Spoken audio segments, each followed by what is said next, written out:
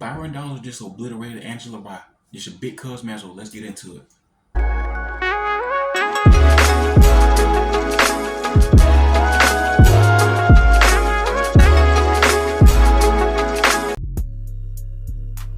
Movie went to Florida.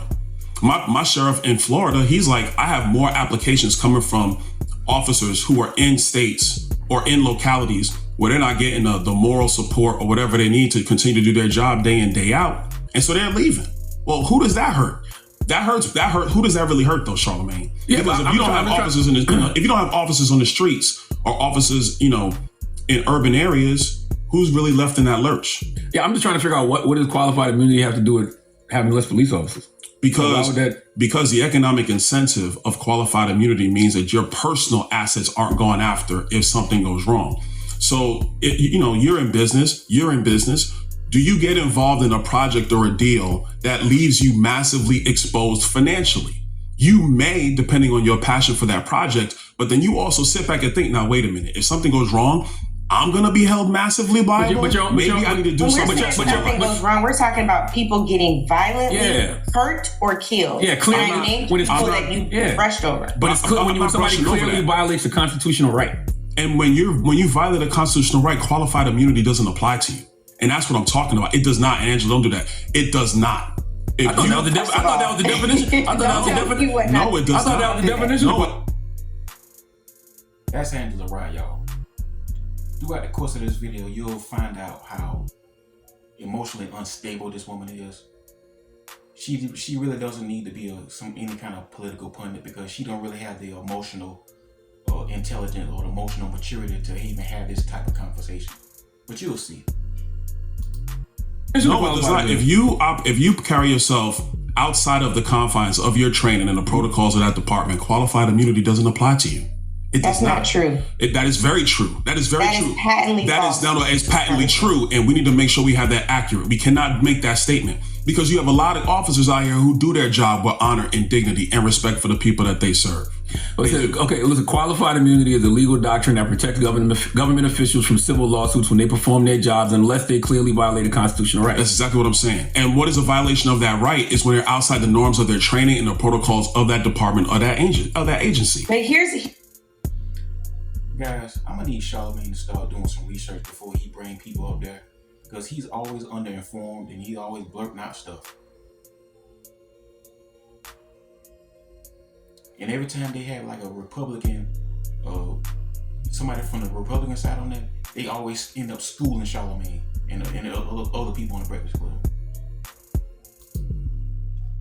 Here's the main thing, because we can actually go past qualified immunity because this is the place where you've refused to answer both on Donald Trump's accountability and on the law enforcement that you love so dearly. Right. What we know is that he's seeking full immunity, like the same immunity he now has because of the Supreme Court. Because of the corruption of the Supreme Court, we have now gone beyond civil presidential immunity to criminal presidential immunity. He would like to give that same immunity to law enforcement. True or false? Well, let's expand that a couple True things. or false? You can't ask a true or false, Angela, because you got to explain the details. No, see, this is the problem. I don't want you. Facts. You can't just say things and not express the details because see, context and details go hand in hand. You can't just talk without giving details behind it. And she doesn't want to hear the facts and she don't want to hear the details. You'll see, like this woman, this is a 45-year-old woman, y'all. This woman is far too old to not be self-emotionally contained. You'll see throughout this video. I don't want you to explain the details because when you explain the details, why you don't want people to hear the details, Angela? The details are what the things that matter. You got to explain the details, or then you just talk. You're just talking, and then explain. If you don't explain the details, then you're just talking. Yeah, you don't want to say that because you know that it's not true. So that is not true. You want a true or false statement. Congressman, I want to know. I don't want to argue with you. I want to explain the facts. Angela, I don't want to argue with you. I would like to know if you've ever experienced racism in this country, Congressman. I noticed something, y'all. Every time the Breakfast Club has a Republican on there, they always have to have some kind of Democrat shield or Democrat or pundit on there to come give a bad faith argument. It's either Tesla Figaro or Angela Rye. I mean, look how she's acting. She's over talking them. She doesn't want to hear the facts. She's being very snarky. And this is what the Republicans get every time they come to the Breakfast Club. Congressman. Yeah, actually, I have. Okay. Do you believe America is a racist country? No, I don't. Okay, I believe that that's true because you said in an op-ed on Fox News, as a Black conservative, I, like Senator Scott, agree in our two lives and the lives of many Black men and women like us are living proof that America is indeed no longer a racist nation and by far the best place to reach your fullest potential. And so here's my question. You did, however, vote to support the Emmett Till Anti-Lynching Act, along with every member of the House except for 3 Republicans. So I appreciate your bipartisanship there.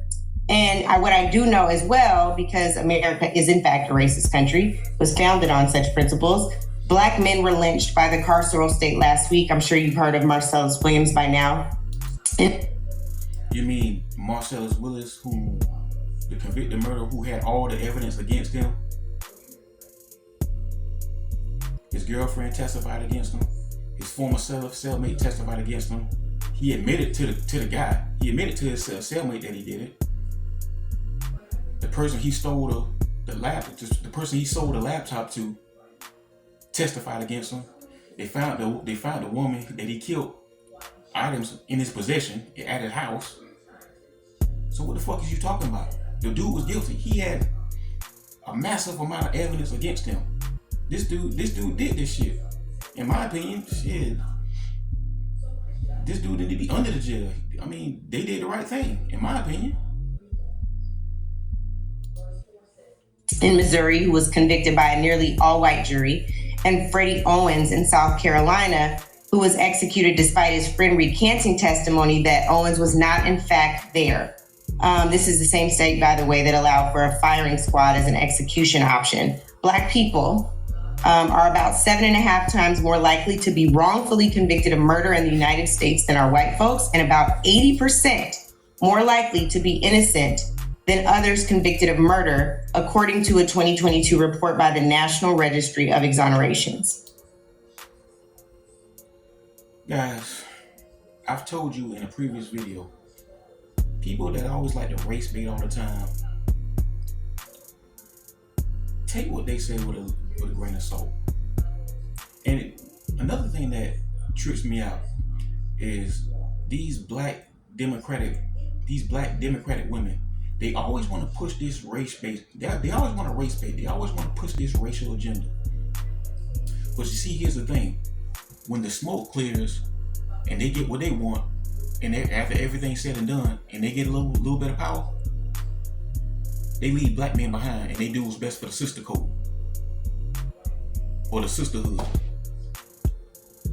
And then black men's needs and concerns get ignored. See, that's why you have a massive influx of black men voting for Donald Trump. That's why you have a massive influx of Latino voters voting for Donald Trump. That's why you have a massive influx of just all around blue collar workers voting for Donald Trump. Because the Democrats has pretty much left them behind by the way that they run the country and by the policies they support. So please tell me how America is not a racist country. First thing I would say is that our past is a dark one. It really is. We can't walk away from that. We had whole laws that were subjugating black people in the South of this nation for decades after the Civil War. We can't walk away from that one. I believe that in America, we have great people in this country, and we have some people, quite frankly, that even I can't stand. But they're the vast, vast, vast minority of people in our country. Most people just want to live in harmony and peace. That's what they really want. I think the important thing to acknowledge today is what's going to help black people going forward. And what's going to help black people moving forward is economic policy. It's actually wide open energy policy so we can be energy dominant. It's, yes, securing our southern border, because we have a situation right now where, there are more than 15 million illegal aliens in the country. Where do they reside? Mostly in sanctuary cities like New York. Where are they at? Sanctuary states like Illinois, like California. What's happening in those cities? Hospital systems are overrun. Why are they overrun? Because you have people in the country illegally who don't have resources, so they're going into the emergency room. What are they taking up? They're taking resources from poor people in our country, whether they're black, whether they're Hispanic, whether they're white. That's wrong. What about education? We have a situation where in too many inner cities, kids are not reading at grade level, or they don't have math skills at grade level. How does that help them excel and achieve? I don't want to discount what Angela is saying. I don't. I acknowledge the issue of our nation, but we always are trying to strive to be the more perfect union. So in 2024, what are the economic policies? What are the national security policies? What are the border security policies that are gonna make our country thrive? So whether you black, Hispanic, or white, you could thrive. Right. And so I think it's important. Would you have to say that if it wasn't a racist country, whether you're black, white? See, there she go with the more race. There she go with the race baiting again. See, every time Angela Rye talks, all she ever focuses on is race and race baiting. That's all she ever wants to talk about. See, people like that on the Democrat side, they just want to talk about race just to blind you from the fact of what's really going on.